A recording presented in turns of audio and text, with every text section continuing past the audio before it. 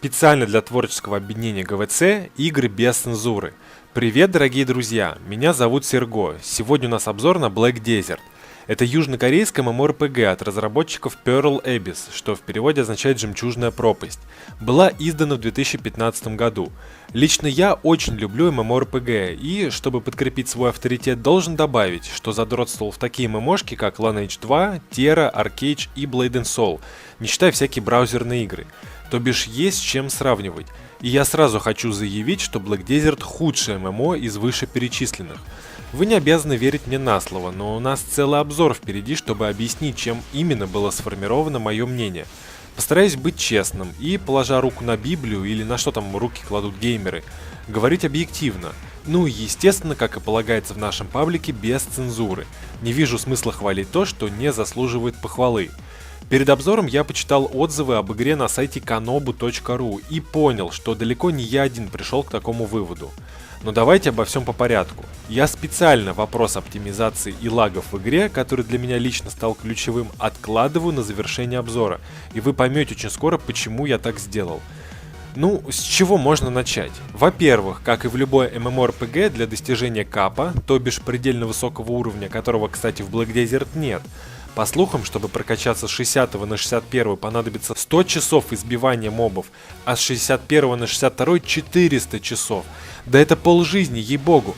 Так вот, почти во всех играх этого жанра нам приходится гриндить всяких разных монстров, выполнять квесты, менять локации, и хоть лично я и надеюсь, что рано или поздно выйдет игра, которая хоть немного, но разрушит этот довольно скучный стереотип, но пока чудо не происходит, да и предложить мне собственно нечего. Хотя нет, в Blade and Soul можно было очень много опыта и уровней заработать в PvP на аренах. Ну да ладно, вернемся к стандартной модели.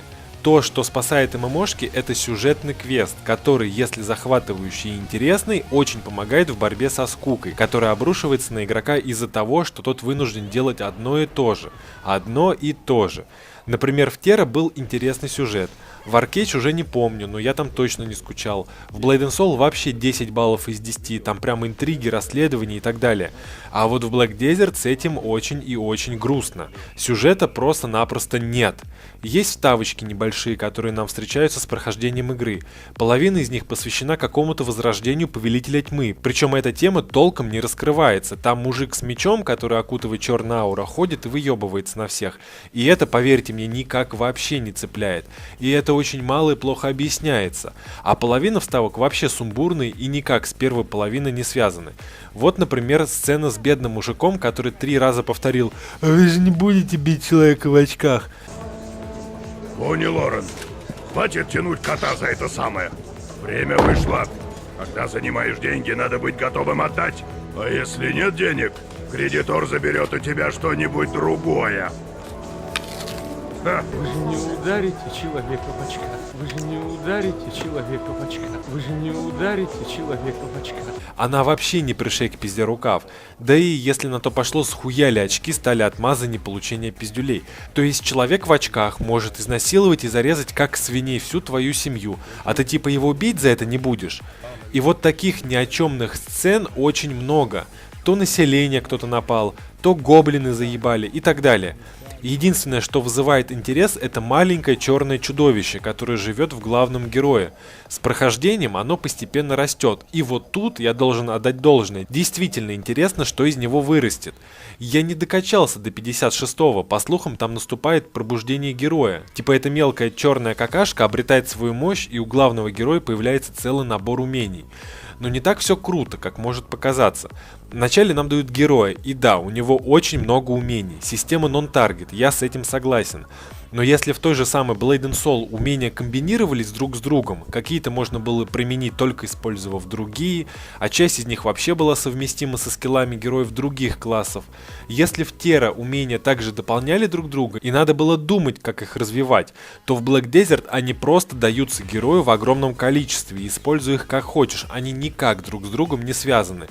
Более того, я играл за колдунью и, конечно, не могу знать, как обстоят дела у других классов, которых очень много, это тоже, кстати, достаточно большой плюс. Но в моем случае практически весь кач состоял из использования нескольких умений. Обычный удар, чтобы восстановить ману, высасывание здоровья и усиленный удар с использованием маны, который требовал совсем чуть-чуть энергии, но был наиболее профитный. Ну и, естественно, уворотные скиллы, типа отпрыгнуть, телепортироваться, ну вы поняли. Спрашивается, нахуя нам дают 20 скиллов, если для полноценного кача нужно использовать всего лишь 5? Чтобы тренироваться на мобах, а потом это пригодится в ПВП, я именно так и думал. Но пацаны из гильдии полностью разрушили все мое мировоззрение. На 56 уровне, когда персонаж пробуждается и ему открывается новая панель скиллов, герой становится фактически совсем другим героем, совершенно новым набором умений. К примеру, лучница, ебаный в рот, начинает драться в ближнем бою с ножом, и это единственный эффективный для нее вид боя после 56-го.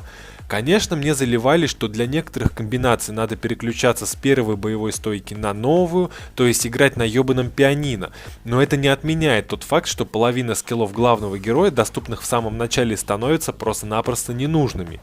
Есть эффекты опрокидывания, но я не увидел ни одного умения, которое, например, использовалось бы на опрокинутого врага или было эффективнее в этом случае. Короче, очень много ненужной информации, а для кача, повторюсь, по крайней мере у меня, использовались, грубо говоря, две кнопки. Про ПВП. Я докачался до 49 уровня. Вы думаете, у меня было хоть одно ПВП? Хуй там плавал, игра вообще ни слова про это не говорит. В Blade & Soul, к слову, была арена, доступная с 6 уровня. В Terra был специальный ПВП режим. В Lineage 2 вообще легендарная система ПВП. Даже в Arcade было две разные фракции, постоянно конфликтовавшие друг с другом. В Black Desert вообще нет ПВП до капа. Вообще. Это, по-вашему, нормально для MMORPG? Один сраный гринд мобов? О боже, вы бы знали, какая тут унылая музыка. То флейта ебаная, то саксофон. Короче говоря, только своя музыка и вперед. Сразу видно, что разработчики поленились нанять музыканта для написания саундтрека. Ну вот, сами послушайте.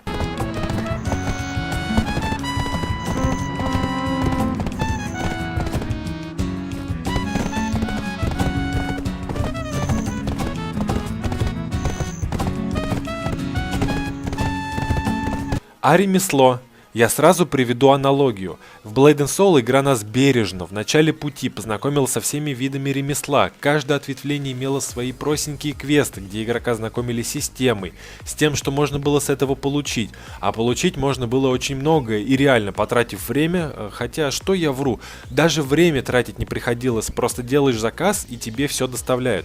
Но сам факт, что ремесло приносило пользу и игра тебя с ним знакомила. А тут что?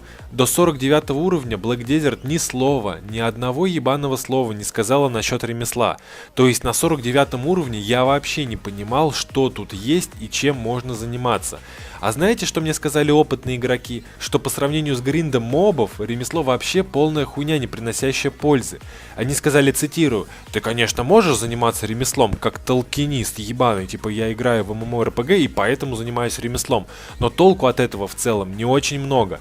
Другими словами, все 4 главные составляющие для MMORPG, такие как сюжет, скиллы, PvP и ремесло, были полностью провалены. Только гринд мобов, как во втором Lineage. Но там хотя бы появились инстанции с последующими хрониками, там были рейд-боссы, там было востребовано найти себе группы, чтобы вместе качаться и общаться. Знаете, что вас ждет в Black Desert? Ни единого инстанса. По словам сагильдийцев, 2 все-таки есть, но это для высоких уровней. А что для начинающих игроков и тех, кто докачался до середины? Хуй вам, а не инстансы. В Blade & Soul были инстансы, в Terra, а тут тупо гринд мобов. Вы думаете, вам понадобится группа? Хуй там плавал, все проходится в одиночку. Даже на высоких уровнях персонажу не нужна группа, чтобы полноценно качаться. Бафы есть только от гильдии, баферов персонажа нет вообще. Короче, MMORPG для аутистов, где персонаж на 100% самодостаточен. Нет, конечно, игроки все-таки иногда собираются в группы, на осады, например, на боссов, которые, кстати, тут есть, и, конечно же, только для high-level. Но эти явления встречаются так редко, что даже нет смысла о них говорить. Я всей душой возненавидел эту игру. А знаете что? Вы вообще хоть одну игру встречали, где золото? Хотя какое золото? Тут ебать серебро. Короче, встречали ли вы игру, где местная валюта имела вес и много ее нельзя было унести? Здравствуйте, мы приехали. Все серебро надо хранить в банке, с собой таскать не получится. Причем это очень важно. Если вы положили бабло в банке одного из городов, то из других городов оно будет недоступно. Только там, где положили. Представьте ситуацию, вы качаетесь, видите объявление. Да, кстати, в игре есть постоянные ебучие объявления, что кто-то что-то где-то зарегистрировал на аукционе, кто-то что-то заточил и так далее, как будто это кого-то ебет. Хотя ладно, может быть ты что-то хотел купить и именно это выкладывают, и в этом случае объявления себя оправдают. Но это происходит один раз на 1000 оповещений. Так вот, выложили какой-то стоящий горячий лут. Тебе нужно сорваться с кача, 10 минут ехать до города. Да, кстати, никаких телепортов в игре нет, кроме редких дорогущих свитков, которые стоят 500 000 серебра. Все только своим ходом или на коне. Ах да, с конем такие же проблемы, как и с деньгами. Где его забыл, там и ищи. По крайней мере, как мне объяснили, сам я решил им не пользоваться. Так вот, ты как еблан бежишь в город 10 минут. Именно в тот, где у тебя лежит твой вклад, за который, прошу заметить, никаких процентов тебе не платят. Вы думаете, если выложили реально стоящий предмет на аукцион, вы успеете его купить за это время? Было бы глупо думать, что да. В игре есть питомцы, которые таскают часть лута на себе. Как мне сказали, это единственное стоящее, что есть из доната. И если ты решил как следует себе что-то нафармить, то обязательно придется их покупать, иначе будешь как еблан со слабым мочевым пузырем бегать туда-сюда. Должен сказать в оправдании игры, что в отличие от того же Arcade, тут донат действительно не бросается в глаза. Ну неудивительно, Mail.ru далеко не все гораздо переплюнуть в этом поприще. Так, что у нас дальше? Стрелочки пути до нашего задания. Каждому квесту вы будете видеть эти стрелочки. Конечно, это норма, когда на карте отмечается место, куда тебе нужно. Но хуй с этими стрелочками. Возможность автобега до цели. То есть персонаж по этим стрелочкам бежит сам, если нажать английскую T. В начале, когда задания выполняются довольно быстро, 80% вашего времени будет потрачено на автопуть до следующей цели. Меня это безумно заебало. Я успел со всеми ВКонтакте попереписываться, переслушать всю музыку, переделать кучу дел, а персонаж все бежит и бежит. На карте можно в любое место поставить точку и отправить туда героя автобегом. Вот спрашивается, какой смысл было убирать телепорт и добавлять эту функцию?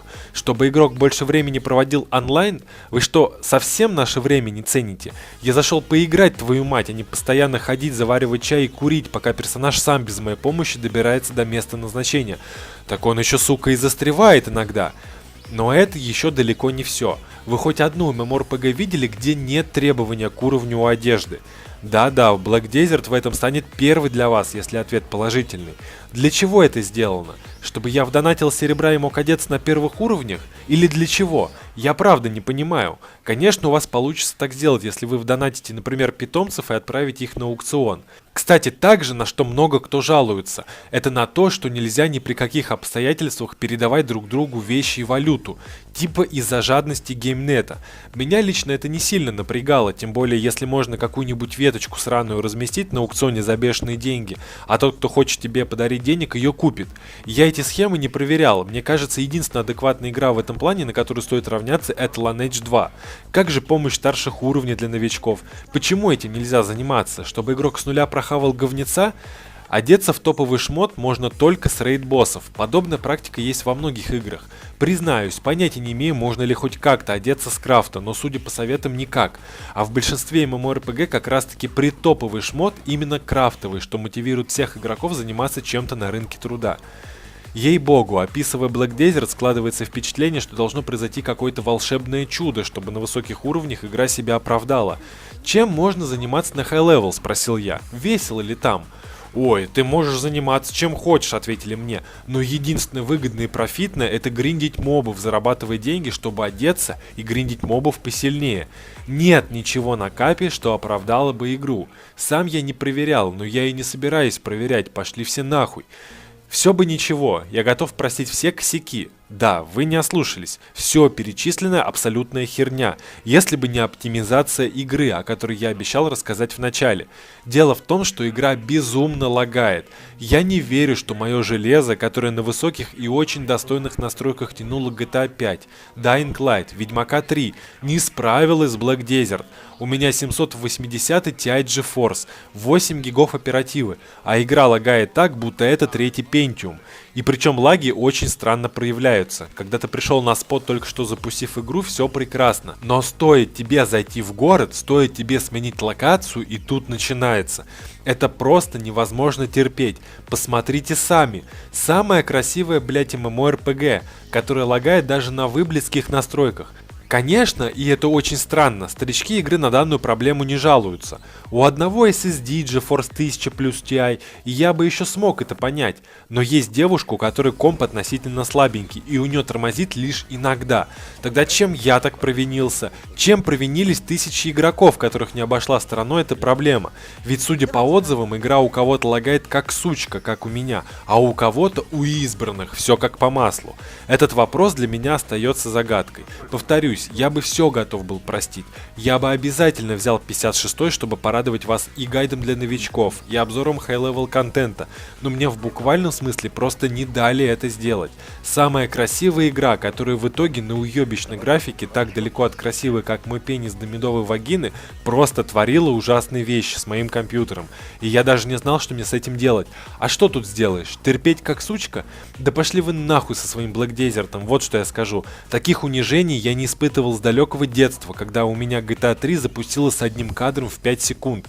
Причем мне стыдно было не за себя, а за то, что вообще кто-то в мире допустил такое, чтобы ММО-игра, рассчитанная на огромную аудиторию, которая наоборот должна как Dota запускаться и летать даже на ноутбуках. Да, может быть не с фантастической графикой, а в итоге отсеивает игроков даже с сильным железом. Такой несправедливости вообще не должно быть в этом мире. Обзор почти подошел к концу, но у меня есть еще пару слов. Игра весит 50 ебаных гигабайт. 50, Карл. Запускается, что бы ты ни делал, в оконном режиме. Даже если по-русски поставить галочку полноэкранный режим, ей похуй, она все равно запустится в следующий раз в окне. У игрока появляется свой профиль GameNet, и там дают опыт и уровень за всякую ебаную хуйню. Неужели они и правда думают, что их ролевая система аккаунтов хоть кому-то интересна? В игре встроена дополнительная защита от взлома, свой собственный цифровой пароль при входе. Но кому придет в голову взламывать другого персонажа, если все равно предметы нельзя передавать? Несмотря ни на что, спасибо огромное хотя бы за то, что игра бесплатная. Это реально плюс, потому что, например, в Аркейдже нечего было делать без премиум аккаунта. В дополнение к сюжету хочу добавить еще одну несостыковочку. Игровые NPC чувствуют, что в герое сидит что-то темное, но ничего с этим не делают, не предпринимают никаких действий. А из плюсов игры можно выделить, что радар прикольный, отображает цели заданий. Ой, как круто, всем рекомендую. Игра и так не особо балует разнообразием, так сюда добавили одинаковую хуйню. В каждой локации есть свой босс, который вызывается с помощью специального свитка. Так вот, это действие похоже на какой-то самодрочь. Одно и то же в каждой локации, одно и то же. Хоть бы капельку фантазии добавили. Неужели трудно было сделать возможность его убийства только в пати, или, например, миньонов к нему добавили, ведь игра ориентирована на сражение с несколькими противниками. Нет, все очень печально, вас ждет в каждой локации одинаковый босс, только разный с виду. В некоторых сценах у NPC открывается рот, но они ни слова не произносят. 5 вам за озвучку, геймнеты. В игре есть косплей принца Персии, в некоторых случаях придется карабкаться настроение. Если надолго отойти от игры, главный персонаж будет махать игроку. Очень мило. Конечно, это полная хуйня, но все равно мило, как ни крути. В общем, какой итог можно подвести? Я думаю, вы все поняли без лишних слов. В игре сделан явный упор на гринд мобов, и если ты дебил, которому нравится только убивать чудовищ и нравятся лаги, добро пожаловать. И то, у нас в гильдии встретился чувак, который написал программку, чтобы герой качался без его участия. Я, все кнопки, которые нажимал, зафиксировал, и он меня по кругу гоняет, собирает мобов, убивает и собирает все. Короче, с тебя лайк, подписка на группу и канал, это будет означать спасибо за обзор. А я все-таки советую подписаться, если ты не хочешь, чтобы тебе кто-нибудь во сне кончил прямо на лицо. Спасибо за просмотр, друзья, всех целую, до скорой встречи.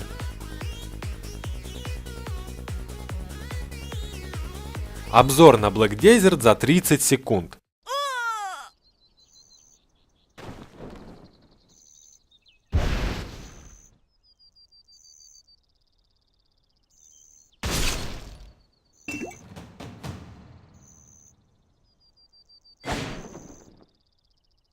Ну ёбаный в рот, что у вас там происходит?